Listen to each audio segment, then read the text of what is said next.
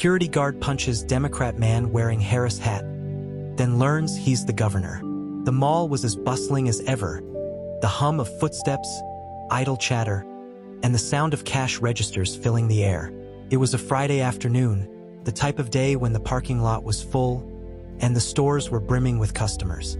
People seemed relaxed, walking slowly, sipping their lattes and chatting with friends. The usual comfort of a Friday at Crystal Haven Mall.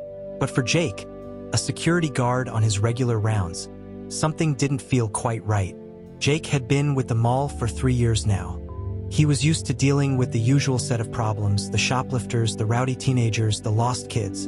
It was part of the job, nothing too out of the ordinary. But today there was a man who stood out. Jake first noticed him as he walked through the food court, his gaze immediately drawn to the bright Kamala Harris hat perched on the man's head. The man was casually strolling past the tables, a relaxed demeanor, as if the hat on his head wasn't a big deal. But to Jake, it wasn't the man's choice of headgear that caught his attention. It was the audacity. In Jake's world, such political displays didn't belong in the mall. No one should be walking around with that kind of message on display, not in his territory. "Hey you," Jake called out as he approached the man, his tone a mix of authority and curiosity. The man, mid-30s with sharp features and an air of confidence, stopped in his tracks and turned to face Jake. His eyes were calm, almost amused. The hat, the one that read Harris in bold letters, seemed to make him an easy target. "Can I help you?" the man asked, his voice steady.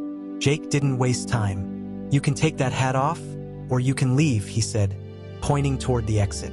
His hands were clenched, ready to escalate if the situation didn't go smoothly. He'd done this 100 times before. Tell someone to leave, call the manager, and then move on with his day. The man raised an eyebrow, not the reaction Jake had expected. He was supposed to argue, get defensive, maybe shout. Instead, the man simply took a step closer, not intimidated, not retreating, just standing his ground. "I'm sorry, but is there a rule against hats?" the man asked, his voice calm, unaffected by Jake's forceful tone. Jake's patience began to wear thin. "This isn't a place for political statements. Take the hat off or I'm calling the cops." The man didn't flinch, didn't even seem to take the threat seriously. "So, you're telling me I can't wear what I want in public?" he asked, his voice still eerily calm. Jake's frustration built. This wasn't the first time he had dealt with someone who wouldn't cooperate. "I'm telling you, if you want to stay in here, you follow the rules. You've been asked nicely. Now take it off or leave." The man looked Jake dead in the eyes, his gaze unwavering, almost as if he were studying him. The words that followed were unexpected. "You really want to do this, huh?" he said slowly, his lips curling into a faint smile. Jake took a step forward, narrowing the space between them, his posture growing more aggressive. He wasn't afraid of this guy. He had dealt with worse. People like this didn't scare him. "Yeah, I do. Now, take the hat off or get out." The man tilted his head slightly, his lips still twitching into a smile, and without warning, Jake felt the sharp sting of a slap across his face. It wasn't hard, but it was enough to catch him off guard. The man's hand had been quick, and it left a mark on Jake's cheek. He was stunned, his anger spiking in an instant. The mall had quieted. People stopped talking, customers turning their heads in curiosity. Jake's vision blurred for a second as the slap lingered, and without thinking, he swung his fist, connecting with the man's jaw. The punch landed with a sickening thud, the kind of blow that left a ringing in your ears. The man stumbled back, but it wasn't the reaction Jake had hoped for. Instead of crumpling, the man caught his balance and stood up straighter, his expression more resolute than before. "Nice punch," the man said, wiping his lip, "but you're going to regret that." Before Jake could respond, a sharp voice cut through the growing tension. "What's going on here?" The voice belonged to another security guard, Tom, who had been stationed near the food court. He had seen the altercation and rushed over, standing between Jake and the man before things could escalate further. "I'm just doing my job," Jake growled, still tense, his fist clenched, ready to move if the man tried anything else.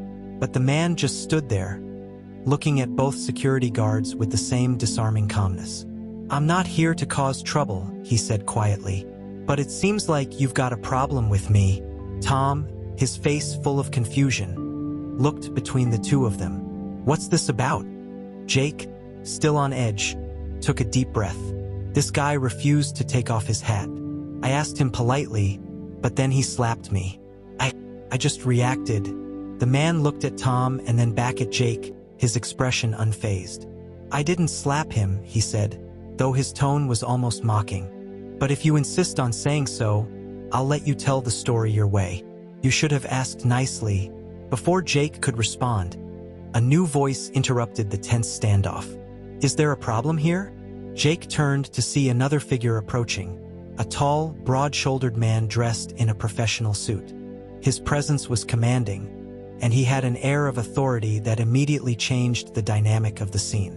The man in the Kamala Harris hat turned toward him and gave a small, almost amused smile. "You must be the manager," Jake said, still angry but trying to hold himself together. "This guy is causing trouble, refusing to follow the rules." The manager turned to the man with the Harris hat, his expression thoughtful. He seemed to recognize him, and the shift in his demeanor was almost immediate. His eyes widened just slightly, and for the first time, Jake saw the manager hesitate. "What's going on here?" the manager asked, now addressing the man. The man's smile faded, and he straightened up. He wiped his lip again, this time revealing a faint trace of blood from Jake's punch. "I'm just here to visit, but I'm afraid I've been treated poorly. I'm the governor, and this incident is far more than just a small disagreement." Jake's heart sank. "Governor?" His mind raced, trying to piece together what he had just heard. The manager stood frozen for a moment, processing what the man had just said. The gravity of the words began to sink in, and Jake's stomach churned. This wasn't just any person he had confronted. He had just physically assaulted the governor of the state. "Governor," Jake murmured under his breath. He felt the weight of his actions press down on him like a ton of bricks. The realization of what he had done, of how badly he had misjudged the situation, was sinking in. But it was too late now. The damage was done. The manager finally turned to Jake, his face a mixture of disbelief and anger. "Jake, do you know who you just put your hands on?" he asked in a low, tense voice. Jake's face went pale, and the severity of the situation became all too real. The silence in the mall was deafening as the gravity of the situation hit Jake like a freight train. He had just punched the governor of the state. The realization was so profound it almost left him paralyzed. His eyes flicked nervously from the governor to the manager, whose expression had changed from casual annoyance to full-on concern. Jake knew he had crossed a line, but the consequences hadn't fully settled in yet. What was going to happen to him? Would he be fired on the spot? Would he even keep his job as a security guard? "Jake," the manager said in a voice that was too calm, too measured. "What do you think you're doing?" Jake's mind raced. He could feel the eyes of nearby shoppers and employees on him. He was the one being looked at now, the one everyone was watching. He could practically hear their thoughts, some in judgment, others in disbelief.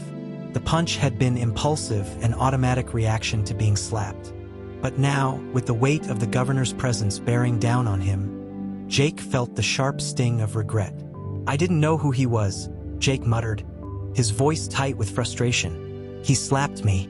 I had to do something." The governor, standing silently behind the manager, seemed completely unaffected by Jake's outburst. The casual, almost aloof demeanor the governor had maintained since the moment of the altercation had not changed. He wasn't angry. He wasn't yelling. He wasn't even flinching. If anything, he was calm, almost detached, as if the entire situation were beneath him. The manager, however, was less composed. "Jake, that doesn't matter right now," he said, his tone sharper now. "You've assaulted a public figure, and not just any public figure. Do you know what this means?" Jake felt his throat tighten. He didn't have an answer. What did it mean? The truth of it was, he had no idea. The governor's presence in the mall had never been part of Jake's day-to-day concerns. He had just done his job, and now his job was on the line. The governor cleared his throat, breaking the tense silence. "It's all right," he said, his voice calm but carrying an unmistakable authority. "We don't need to make this a bigger issue than it already is. Let's keep it professional." The manager seemed to hesitate for a moment before nodding in acknowledgement, but the look of disbelief in his eyes was still clear. He shot a glance at Jake, who was standing motionless, unable to shake the shock. The gravity of the situation didn't seem to hit him fully until he saw the serious expression on the manager's face. The man wasn't just an ordinary shopper. He wasn't just an irritated customer. No, Jake had just assaulted a man with more power than he could ever imagine. "Jake," the manager continued, his voice a little softer now but still full of authority, "what do you think is going to happen? This isn't just a slap on the wrist kind of situation. Do you realize what you've done?" Jake opened his mouth to speak, but his mind was clouded. He hadn't thought this far ahead. All he knew was that he had acted in the heat of the moment. The slap had come so quickly that he didn't even have time to process it. But now, with the weight of the governor's position hanging over him, he realized the magnitude of his mistake. I wasn't thinking," Jake stammered. "It just happened so fast. I didn't mean to hurt him." The governor, still standing calmly behind the manager, watched the exchange silently. His eyes were fixed on Jake, but his expression remained neutral, almost unreadable. Despite the tense situation, he showed no sign of being upset. Instead, he seemed to be observing the unfolding drama with a detached interest. "I understand," the governor finally said, his voice steady and authoritative. "But that doesn't change what happened. You hit me." He paused for a moment, his gaze unwavering as he met Jake's eyes. "And that comes with consequences." Jake swallowed hard. "I didn't know who you were," he said again, his voice a bit more frantic now. "I would have never done that if I knew." The governor's eyes flicked briefly toward the manager, who was still standing silently by his side. He gave a slight nod, almost imperceptible, before turning back to Jake. "Then it's a lesson learned," the governor said flatly, though his tone was still surprisingly calm, considering the circumstances. "But the fact remains, you made the decision to act the way you did. And now, you'll need to take responsibility for it." The manager turned to Jake, his face still unreadable, but somehow more resigned than angry. "Jake, you need to understand that this is bigger than just this moment. You've been in this mall for a while now, but your actions today, they're going to be remembered.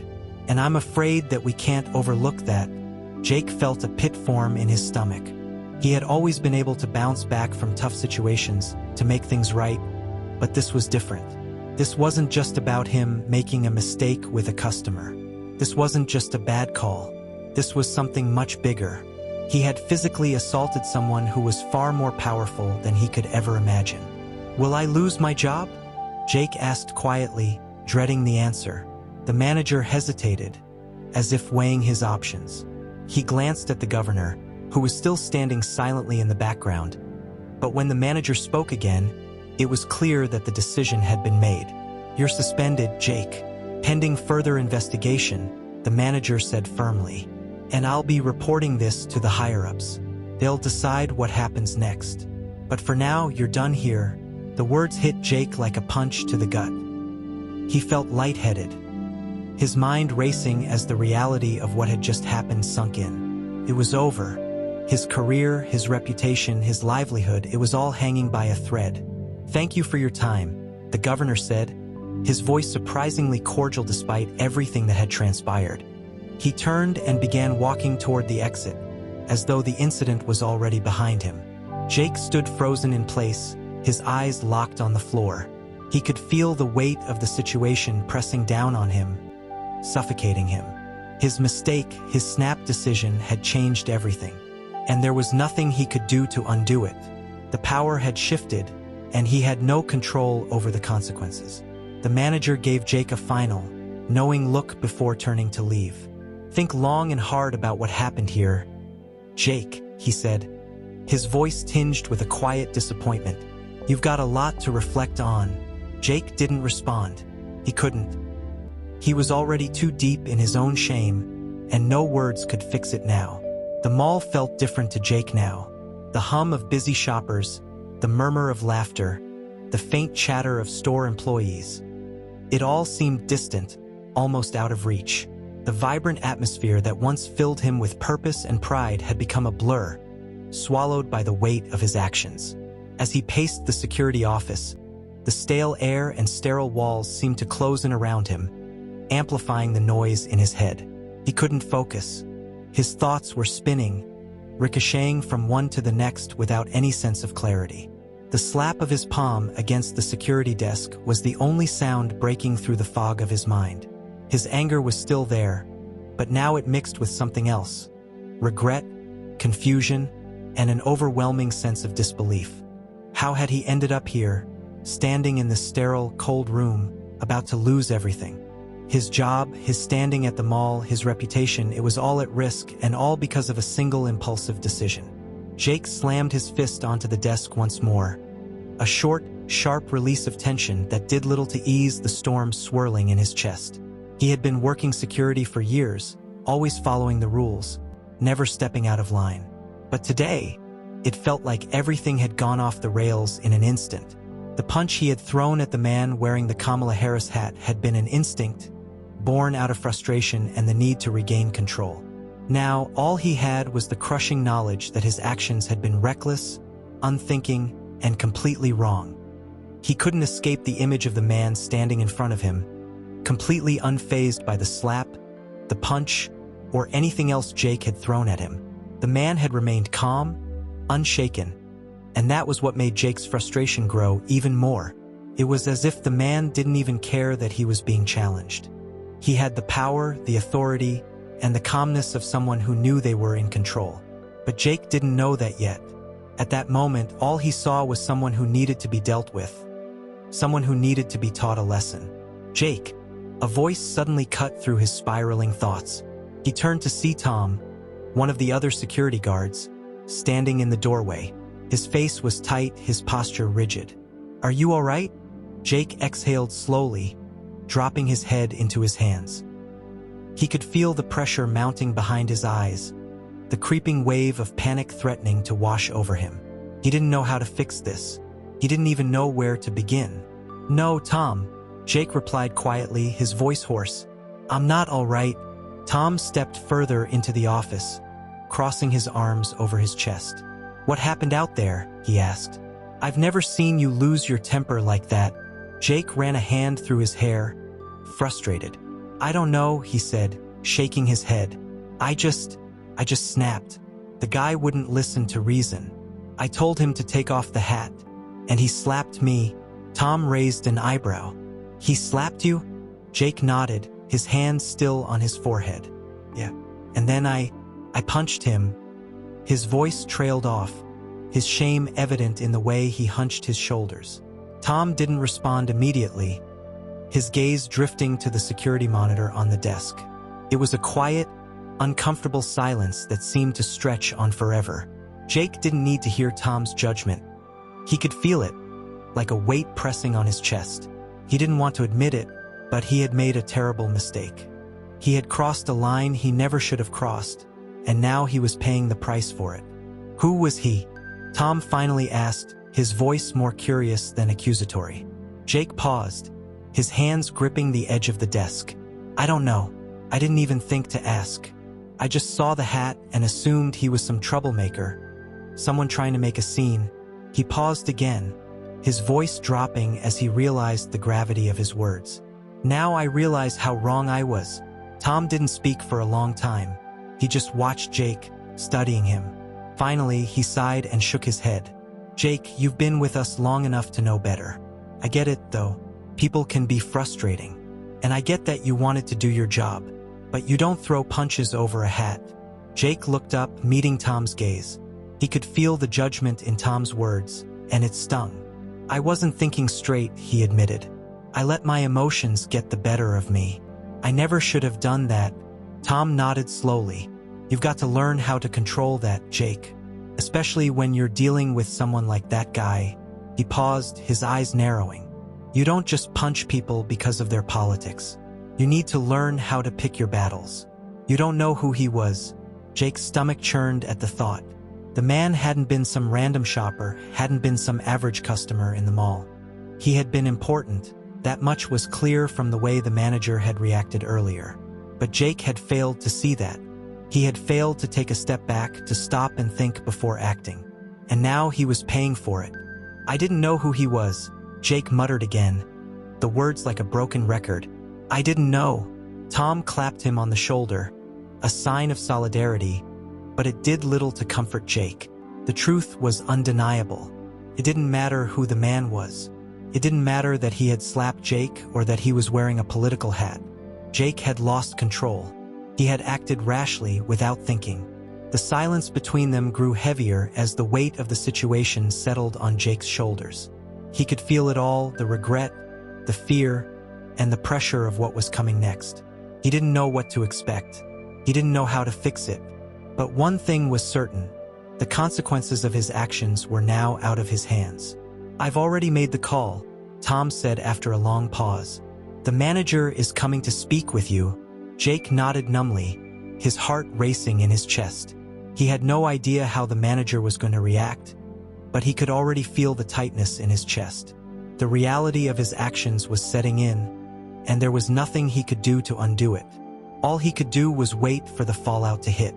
The minutes dragged by as Jake stood in the security office, his mind a whirlwind of regret and dread. The usual hum of the mall, the chatter of customers, the soft clinking of cash registers, the faint sound of music in the background. All seemed distant, almost irrelevant now. His heart was pounding, his palms sweating, and the only thing he could focus on was the suffocating sense of inevitability that had taken root in his chest. He had made a mistake, a big one, and the weight of that mistake was now on his shoulders, ready to crash down at any moment. His fingers tapped nervously against the desk, a subconscious attempt to keep his mind distracted from the looming consequences. But it wasn't working. The office door creaked open, and Jake's eyes flicked toward it, his heart skipping a beat as he saw the manager step inside. She was the one who had been in charge, the one who would decide his fate. She hadn't said much after the incident, but the look in her eyes had been clear, disappointment, mixed with something else, something harder. Jake had been through enough situations to recognize the signs. This wasn't going to be a simple slap on the wrist kind of conversation. The manager didn't look like someone who would tolerate this kind of behavior. "Jake," she said quietly, her voice sharp but controlled. "We need to talk." He nodded, swallowing the lump in his throat. "Yeah, I figured." The manager walked further into the room, her heels clicking sharply against the polished floor. She was dressed in the usual professional attire, a crisp blouse and tailored pants, but today, there was an added weight to her presence. Her shoulders were squared, her expression tight with frustration. She wasn't here to offer sympathy. She was here to deal with the fallout. Jake's palms were clammy, his body stiff with tension as he braced himself for what was coming next. He couldn't look her in the eye. The reality of the situation had finally hit him full force, and he wasn't sure if he could bear to hear the words that were about to leave her lips.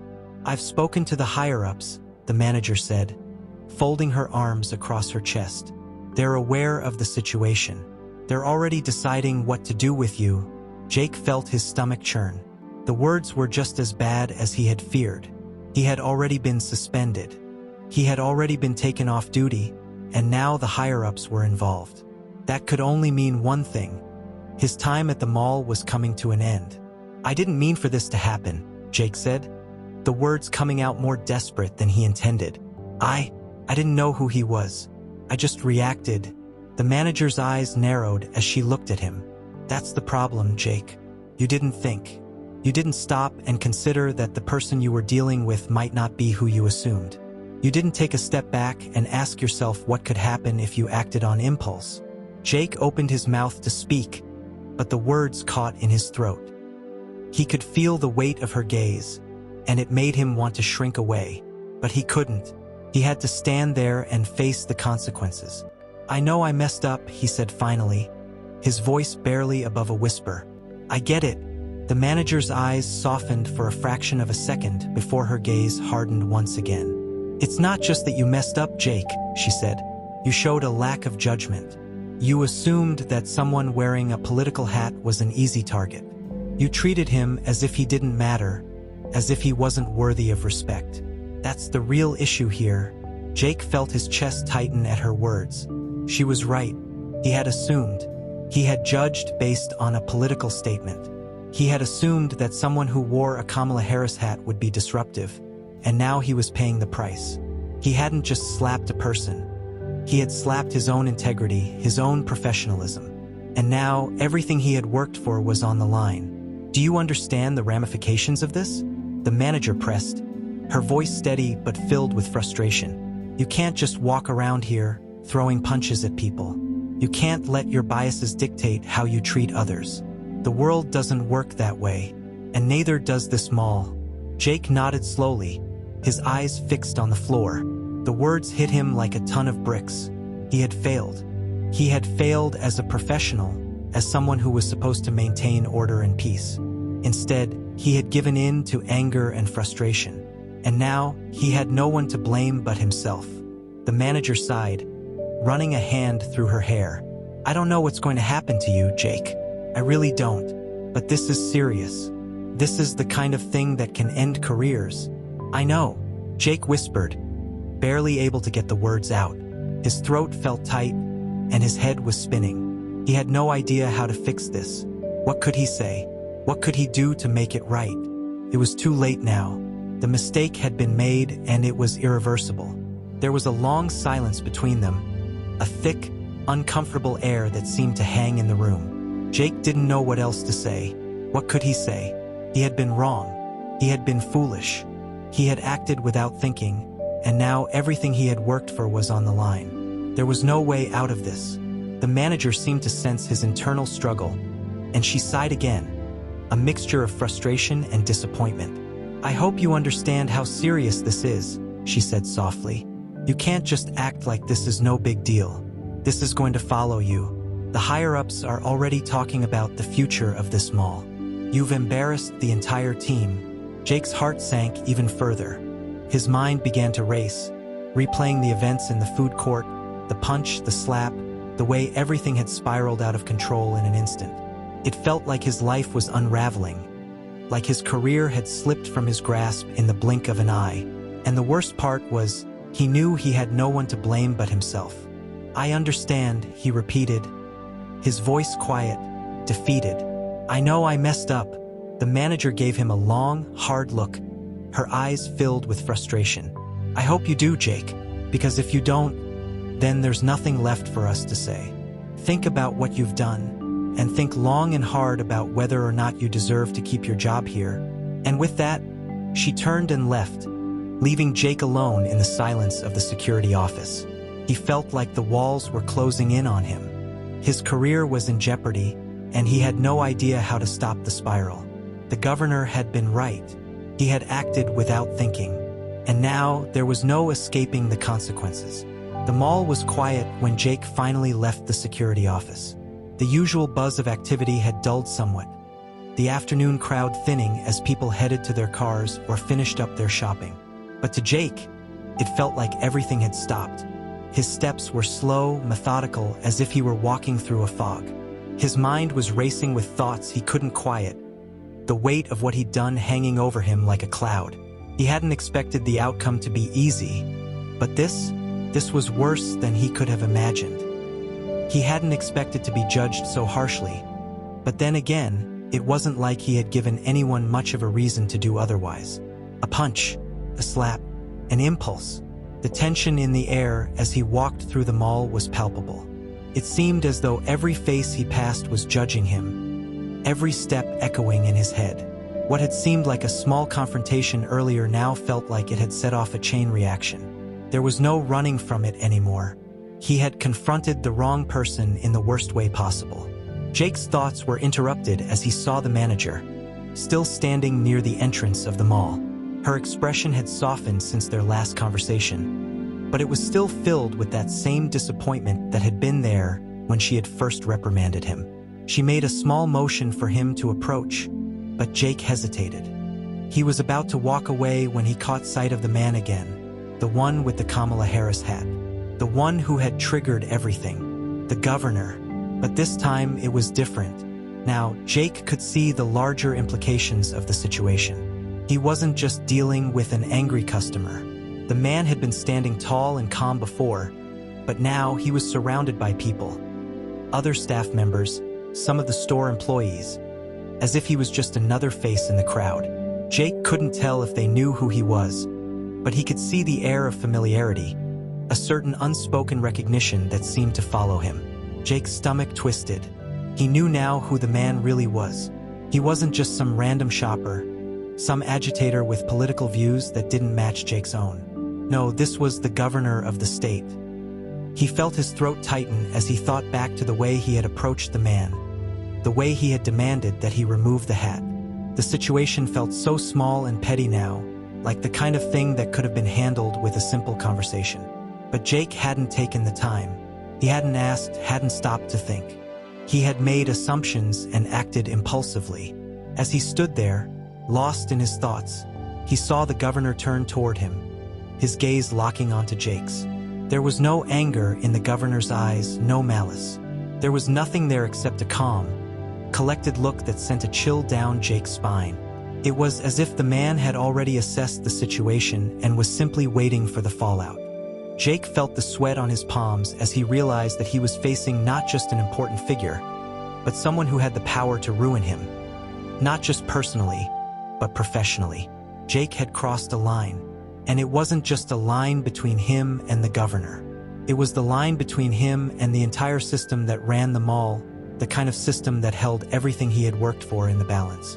The governor walked slowly toward Jake, his movements deliberate, each step purposeful. He didn't say anything at first, just observed Jake with a calculating look, almost as if he were waiting for Jake to speak. "I'm sorry," Jake said, his voice hoarse, the words coming out without thought. He wasn't sure if he was apologizing to the governor or to himself, but the apology was there, hanging in the air between them. The governor nodded once, his expression still unreadable. "I'm not the one you need to apologize to," he said calmly, his voice carrying a weight of authority that Jake couldn't ignore. "But I appreciate your recognition of the mistake." As a start, Jake's heart pounded harder. The words felt like a warning, but not in the way Jake had expected. The governor wasn't just letting this slide. He wasn't giving Jake a pass. No, this was a controlled response, one that Jake could see was part of a much larger picture. The governor wasn't just some figurehead here. He was someone who could influence far more than just the outcome of this incident. "I don't expect forgiveness," Jake said, his voice quiet but filled with sincerity. I need to fix this. I need to do something to make it right." The governor tilted his head slightly, considering Jake's words. "You can't fix what's been done," he said, his tone steady, "but you can learn from it. You can take responsibility for your actions and understand the consequences of what they mean. That's what matters now." Jake swallowed hard. He wasn't sure what the governor meant by that. What did he want him to do? What could he do to fix this? He could feel the weight of it all, the frustration, the anger, the fear that had been building in him ever since the punch landed. He had acted without thinking. He had let his emotions take the lead, and now everything was falling apart. "I understand," Jake said, his voice strained. "I'll accept whatever consequences come my way. I want to make sure I don't make this mistake again." The governor seemed to soften slightly, his expression shifting ever so slightly. He nodded once more. "Good, that's a start. But this goes beyond just fixing a single mistake, Jake. You need to reflect on how you treat people, all people, no matter their views, their appearance, or their politics. It's about respect." Jake felt the sting of the governor's words. He had failed in that department, hadn't he? He had disrespected someone who, as it turned out, was someone he should have treated with dignity and respect. The regret flooded back, an overwhelming wave of emotion that left him feeling almost dizzy. "I will," Jake said quietly, nodding as he looked up at the governor. "I'll make it right. Promise." The governor didn't say anything more. He simply turned and walked toward the exit, his demeanor calm and unruffled. But as he left the scene, Jake couldn't shake the feeling that everything had changed in an instant. The power dynamics had shifted. What had started as a minor altercation had spiraled into something far greater, far more dangerous than Jake had ever expected. Jake watched the governor disappear into the crowd, the weight of the situation sinking in even deeper. He wasn't just a regular customer. He wasn't someone Jake could dismiss or push around. This man had control over everything, and Jake had crossed him. He had misjudged him, disrespected him. And now it felt like everything he had worked for was slipping away, like the life he had known was falling apart in front of him. Jake stood still for a long time, watching the crowd, watching the life of the mall move on around him. But nothing felt the same anymore. The world had changed, and so had he. Jake's pulse was still racing as he stood at the edge of the mall, watching the governor disappear into the crowd. The incident felt like it had taken on a life of its own, one that was out of his control. He couldn't escape the thought that he had just made a catastrophic error. What had seemed like a routine job, a simple interaction between a security guard and a mall customer, had turned into something so much more. The walls of the mall felt like they were closing in on him. The mall that had once felt like home, now a place where his every move was under a microscope. The tension in the air was palpable, and it wasn't just in his mind.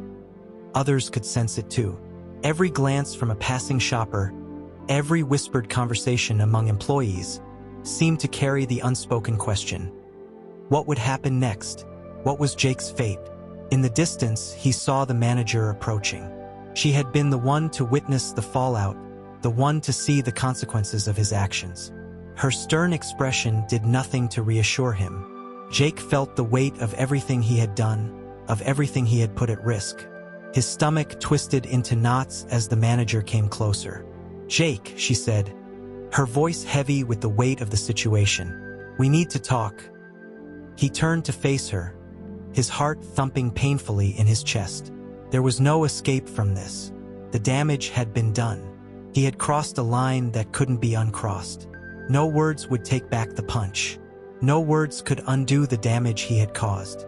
"Yeah," Jake replied hoarsely, his throat tight with regret. "I know." The manager didn't waste time with pleasantries. She looked at him squarely, her gaze hard but not without understanding. "Do you understand the gravity of the situation?" she asked, her voice calm but firm. "You've assaulted the governor. You've put this entire mall, this entire operation, at risk." Jake nodded, the guilt thick in his chest. "I didn't know who he was," he said, his voice barely above a whisper. He didn't even believe the words himself, but they felt like the only explanation he could offer. The man had slapped him, and everything had spiraled out of control after that. "You still made the choice to hit him," the manager pointed out, her voice unwavering. "And that's the problem, Jake. You didn't stop to think before reacting. You didn't stop to consider the bigger picture, the consequences." Jake wanted to defend himself, to explain that it had all happened so fast, but he couldn't. The truth was right in front of him. He had acted on impulse, and now he was facing the fallout. He had ignored the bigger picture, and now it was too late to fix it. I know I messed up," Jake said, the words coming out barely above a whisper. I didn't mean to hurt him." The manager crossed her arms, her gaze never leaving him. "It's not just about hurting someone, Jake. It's about respect. It's about understanding that you don't know who people are just by looking at them.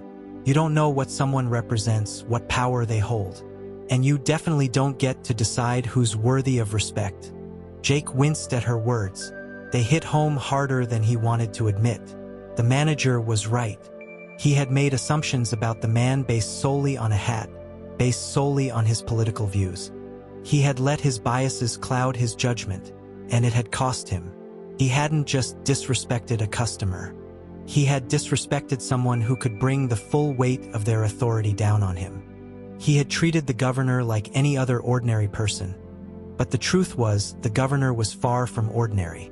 As the silence stretched between them, Jake realized that this wasn't going to go away. This wasn't just a minor issue. This was something that could ruin his career. He had assaulted someone who was untouchable, someone who had the power to change everything. "You're suspended, Jake," the manager finally said, breaking the silence. "And you'll be reassigned. You're not going to be in a position like this anymore. We can't trust you with this kind of responsibility after what happened." The words hit him like a punch to the gut. He had expected some form of discipline, but hearing it so bluntly was still a shock. He had been suspended before, but this was different. This wasn't just about taking a break. This was about losing everything. Losing his job. Losing his standing. What happens now?" Jake asked, his voice thick with the weight of the situation. The manager didn't look at him with sympathy. She was still professional, still detached. "Now, the higher-ups will decide if you even have a future here. You've embarrassed this mall, Jake. You've put us all in jeopardy." Jake nodded silently. The words stung, but they were true. He had put everyone at risk, not just himself. He had acted rashly, without thinking, and now he was left to pick up the pieces. "But," the manager continued, her voice softening slightly, "there's something you need to understand. This isn't just about what happened today. It's about who you are and how you handle these situations. The higher-ups need to know that you've learned from this. They need to see that you understand the consequences." Jake swallowed hard. He didn't know what to say. There was nothing to say. His actions had already spoken louder than anything he could offer in defense. The damage had been done. He had embarrassed himself, the mall, and everyone around him. He had let his emotions get the best of him, and now he had to live with the consequences. "I'll learn," Jake said quietly, his voice filled with shame. "I'll do whatever it takes to fix this." The manager nodded, giving him one last look before turning to leave. "I hope you do, Jake. I really do." Jake's body felt like it was on autopilot as he walked toward the security office. His mind was clouded with regret, panic, and a growing sense of dread. Each step felt heavier than the last. The encounter earlier had been a mistake, an outburst he couldn't take back. The man in the Kamala Harris hat wasn't just some random customer. He was the governor, and now Jake was facing the reality of what that meant. As he pushed open the door to the security office, Jake felt a cold wave of anxiety wash over him. The office was stark, with only a few monitors flashing softly in the dim room. He barely registered Tom's presence, who was sitting at one of the desks, typing something into the computer. Tom looked up when Jake entered, his expression concerned but not surprised.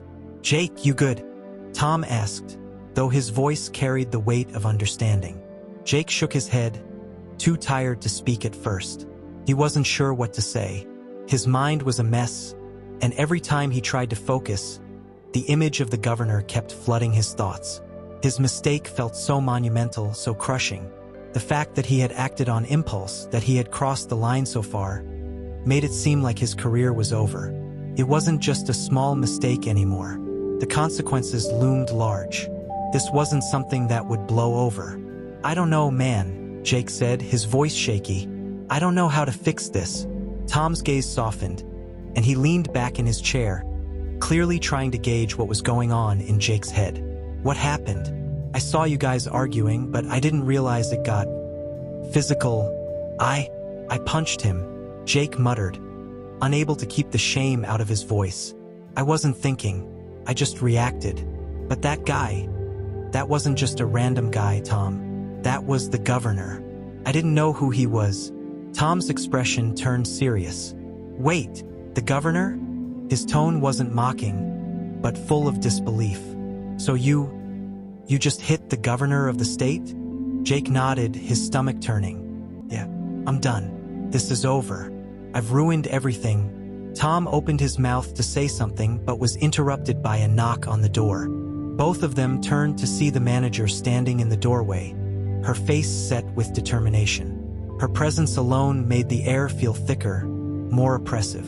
Jake didn't need to hear the words to know that his fate was sealed. "Jake," the manager said firmly, "the higher-ups want to talk to you. It's time." Jake could feel his throat dry up. He wasn't sure what the higher-ups were going to say, but he knew it wouldn't be anything good. He had been suspended before, but this was different. He had hit the governor. That was a line he couldn't take back. Without saying anything more, the manager stepped back and motioned for him to follow. Jake stood up, feeling like every movement was a chore. He wasn't sure if he was walking to his own execution or just to a meeting, but the dread gnawing at his gut told him it was probably both.